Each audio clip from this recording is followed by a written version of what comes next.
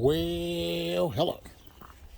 Here's the number one reason why I bought this Yard Butler hand cultivator for my compost bin.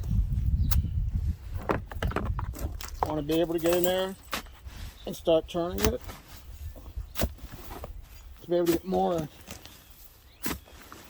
airflow into the bin.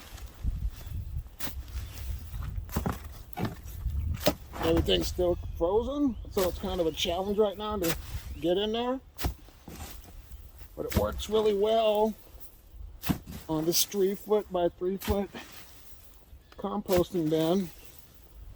And the more that you turn your compost, if you turn it once a week, will allow this to break down sooner. Now let's see how this works on a 55-gallon bin. See, on this 55-gallon bin,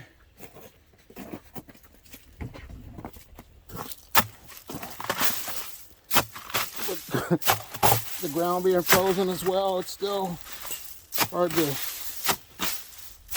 turn my compost. But once again, I bought this tool so I could turn my compost easy. If you want to learn more about this tool, watch this video. If you like what you're hearing from me, subscribe to my channel. I just want to say thank you for taking time out to watch this. You have a great day. Bye.